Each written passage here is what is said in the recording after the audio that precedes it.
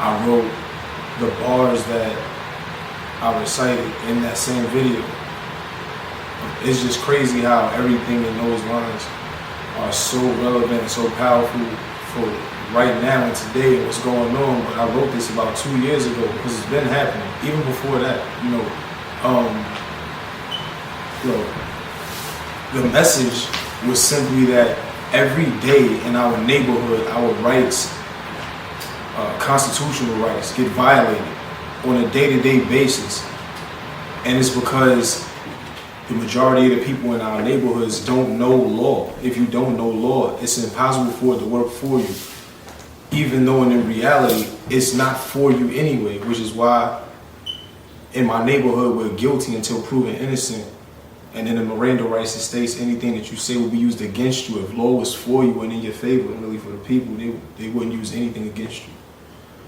So, and it just so happens that a sergeant, I believe he said his name was Sergeant Peacock of the 73rd Precinct in Brownsville, came out to try to stop me from doing what I clearly stated was a constitutionally protected act.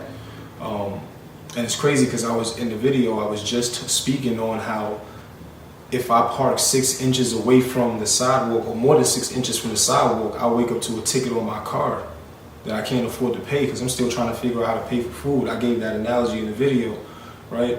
And how they able to park on the sidewalks. And then the reason that he asked me to move down the street was because more police cars were coming to park on the sidewalk and block the sidewalk up more. You know what I'm saying? But again, it was a protected act. And in that moment, I just wanted to show people that's from where I'm from that, one, as long as you know the law and you can cite the law to the officer, they have to leave you alone. Know your rights. Practice your rights.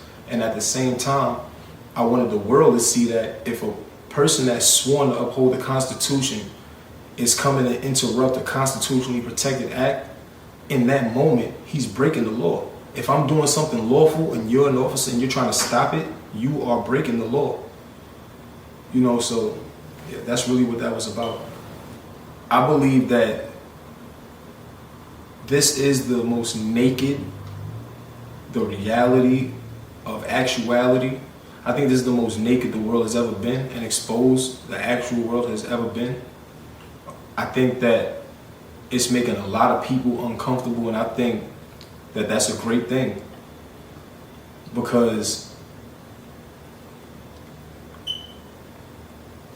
change has to happen.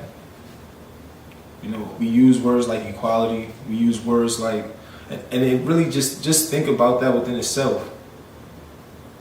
Why should I have to ask to be treated equal? Why should I have to ask to be treated fairly and just? Why should I have to ask to be treated like a human being, not an animal? The reason, it doesn't even seem logical to other races to even ask for these things. The reason that it seemed logical to us is because of our histories here in the Americas. Initially, 401 years ago, we were not people. We were property. We were property. We were traded just like they traded livestock for goods. We were traded. Our families were broken to pieces and we were traded. So right now, my views on the world is, I love it. Why? Even with all of the rioting, I know people saying that the looting isn't necessary, but in reality, you can't tell a person how to vent and show that they're mad. If you can't look at a person and distinguish whether or not they're looting out of anger and hurt and rage, or they're looting for a quick come up, if you can't look at them and distinguish between the two, you have no right to judge, because that's why we're going through what we're going through now. Prejudice. People prejudging. Why? I'm guilty before I speak. I'm guilty from the moment I'm born.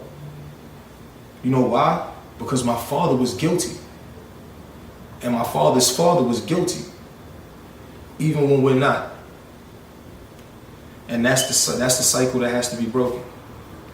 And it's not going to be broken by asking the same people who oppress you for permission. My views on the world. I think right now, this is the closest Black people have come to solidarity, and I love it. I wouldn't even be being myself and being 100% honest if I didn't say I was blessed enough to, to not just be by myself, but to have a union. So my wife, her occupationally, she was never affected by COVID, fortunately, and me personally on the eye, as far as finance go, I've always been an entrepreneur, period. So I've always made money. I've always created ways to make money. I turned myself into money. You understand what I'm saying? And I was blessed enough to, get a contract to be able to work on various Lowe's stores during the whole COVID thing. So I really wasn't out of work. That part never affected me. But it affects you in some way, shape, form, or fashion regardless. It affects you in some way, shape, form, or fashion. I think that financially, if I had any advice for anyone, is to figure out what the greatest part of you is. Figure out how to become money. Figure out how to generate money without necessarily working for someone else's company or business. Because as you can see, the way the world is shifting, everybody is working from home. So it's a world full of entrepreneurs right now, so to speak. Figure out what the greatest part of yourself and invest into that. Right now is the time to save what you can save and invest in yourself. The world stood still for a reason. It altered life completely. I was used to a set schedule, doing one thing, and it was like the world was one way, and the very next day, everything was just upside down. Everything stopped. They closed all the doors. It was kind of like a movie almost. The hardest part of that really was just adjusting, and getting, my family unit used to, being around each other a lot more, and, and just really getting into ourselves, and our element. So just the family adjusting was the hardest part as far as COVID went. Luckily, nobody that was that, besides my bro Fred the Godson, R.I.P. Nobody, that was close to me lost their lives due to COVID. So that's a blessing. My heart goes out to anybody and everybody that was affected by it, because we all were in some way, form, or fashion. But as far as how the world is now with the systematic racism thing, the hardest part about that is, like I said, it goes right back to the family unit.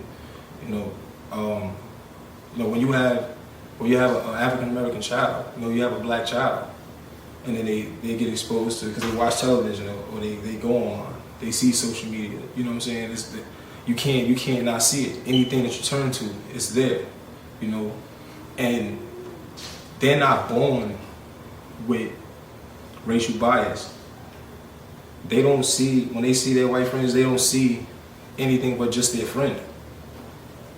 So now you have to have a conversation, and the conversation is, you teach them to love the skin they're in, to adore the skin they're in, to embrace it, to let them know that there's nothing better than that.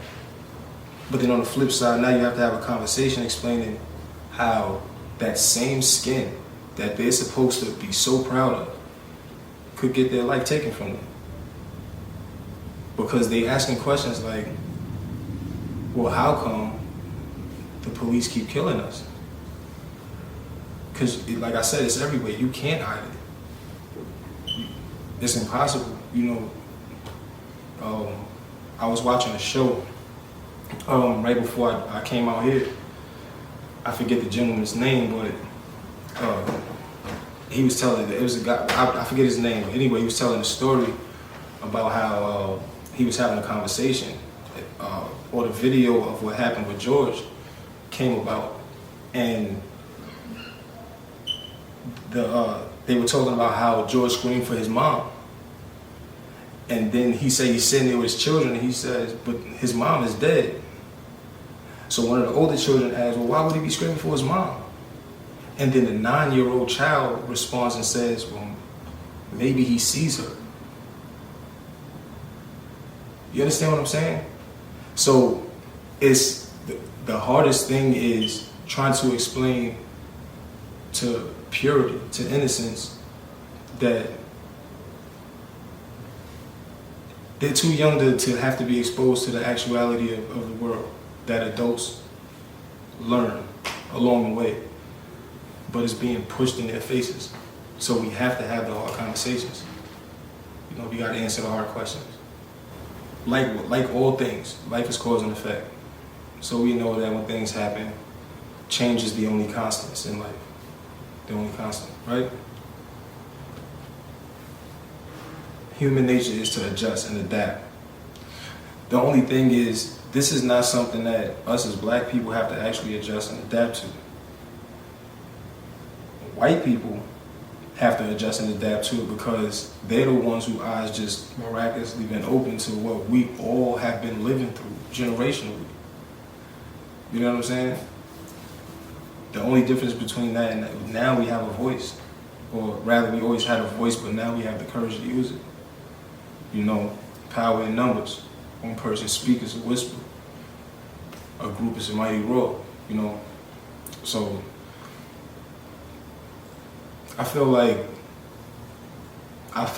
like America has done, you know, black people injustice. You know, I feel like war was waged on us as a people, and that's been proven. You know, our president tweeted out, you know, I don't care what y'all talking about. If y'all start looting, we start shooting. I'm gonna put the military on the street now. You know, and this is not the first time that, you know, a black person's life has been taken and we have lashed out to the world. The only difference is it happened broad daylight during the time that the news was actually broadcasting. So people had to see it. The only difference is we get military in our streets now because we start burning down corporate stores instead of our own neighborhoods like we usually do. But hold on, you burned it down to Target, you burned it down to Walmart. You know, the other night I'm over by the Barclays Center. It's literally like 500 police officers in riot gear guarding a building. Getting paid, you're being paid to come and guard a building. But what about the people? What about the people? You know what I'm saying? I feel like a prisoner. And I know it's gonna seem weird saying that, but I feel like, you know, a prisoner of the states. Like just feel me on this, right? So we've all seen the movie Life. And we all know about the gun line. Only one rule to the gun line. You cross the gun line, you will be shot. Okay? Alright. So now think about this. We all were placed, everybody, and it's only the impoverished neighborhoods that were placed on a curfew. Sure, some white folks got affected, but for the most part, it was the impoverished neighborhoods that were placed on a curfew. And in other states, it was the impoverished neighborhoods where they invoke martial law. But that's a punishment for a crime committed. It's called house arrest because it's the same hours, between 8 and 6 in the morning. You can't be outside. But the reason I brought up the gun line thing is because now you have the country that says now martial law or curfew. You can't come out between 8 and 6 in the morning. So now your home becomes your cell. Because in jail, they have TVs and radios. They have phones where you can make a phone call every now and then, right? But the gun line is now your front porch because they were never given directives to lock you up if you came outside. Their directives, being military, were to use rubber rounds, rubber ammunition, to persuade you to go back in your home and then switch to live rounds. At least that's what I feel because that's what every video has shown. So if my home is my cell, my front porch got to be the gun line. If I'm being shot at, as soon as I leave my porch, by the people who sworn to protect and serve, right? So I can't be a citizen. I'm what? A prisoner of the state. So it has me feeling like I really always felt, because in my mind and my reality, it was always guilty until proven innocent. That's why we initially get cuffs placed on us. You either gain your freedom or you don't. You know, the system is different. It's backwards for us. You know, the white guy, he has the money, he has the suit, he has the lawyer. He's not going to jail. He's not going to the prison. His lawyer is going to get him sent home, and he's going to fight it from his home. He'll probably go and stand in front of a judge once. You know, I believe the next step is actually unifying, real life solidarity. You know, spend our money with us, invest our money in us. Point blank, period. I was having a conversation with my uncle Tim, and I was telling him how the reason that the few can control the many is because everything is mental, right? Everything is visual and mental. So we know the police are together. Why? Because all of their vehicles are wrapped the same. They all have the same badge. They all have the same uniform, showing unity. Showing unity. We had that at one point, right? Black Panther Party, same outfit, showing unity. And what happened? It scares people.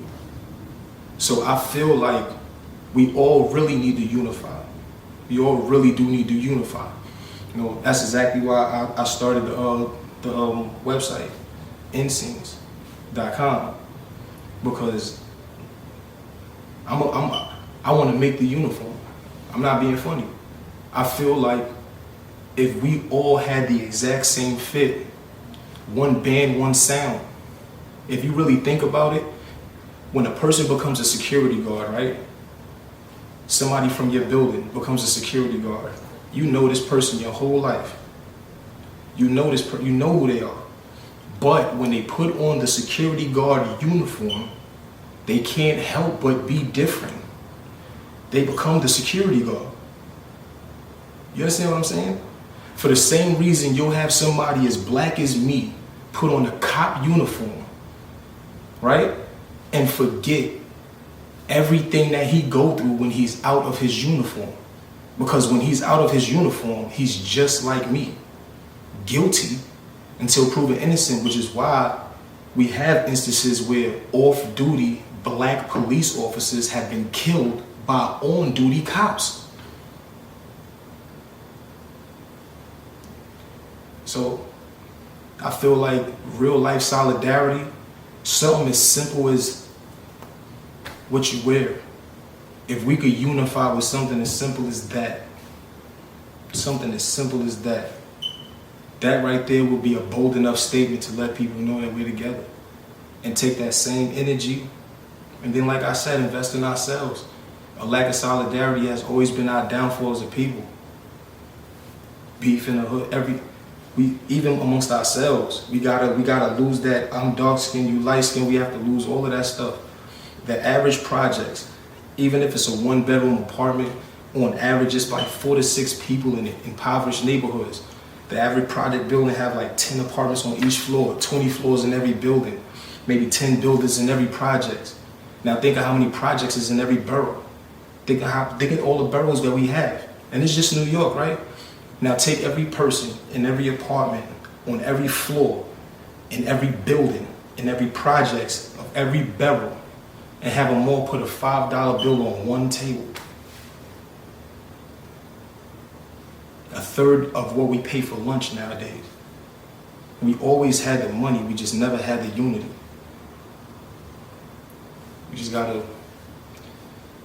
We have to start trusting us. If I cannot trust, and I know it's gonna be hard, and it's only hard because, like I said, you gotta think of the histories. How do you trust a brother you don't know? It's not a coincidence you don't trust your brother that you don't know. Families were broken up and sold and separated. If you break the family foundationally, the core, you could break the people. That's why it took us so long to even get where we are now, because we had to find our kin. They never gave us nothing. We had to struggle from the dirt.